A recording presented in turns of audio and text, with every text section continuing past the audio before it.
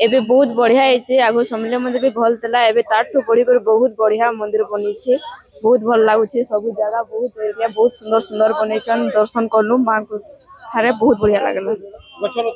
गछलता बहुत लगी सियाड़े बहुत डेकोरेशन माने चलुचे बहुत भल लगुच।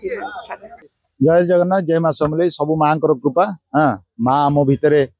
रही आमको अनुप्राणित करी ओडिशा सरकार ओडिशा प्रशासन डिस्ट्रिक्ट एडमिनिस्ट्रेशन स्पेशली आमर प्रिय मुख्यमंत्री श्रीजुक्त नवीन पट्टनायक आम डायनामिक लीडरशिप ऑफ आमर 5T चेयरमैन मिस्टर पांडियन अनुप्राण इंस्पिरेशन होगी समस्त रिक्वायरमेंट नहीं कि संबलपुर मासी मान स्नेह श्रद्धा नहीं कि डिजाइन कर देखो मात्र 72 घंटार व्यवधान रहा एवं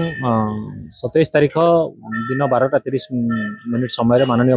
मुख्यमंत्री समलेश्वरी मंदिर परिसर को आसबे एवं प्रथमे माँ समलेश्वरी दर्शन करी तापर फलक उन्मोचन करेंगे एवं परवर्ती पर्यायर से यज्ञस्थली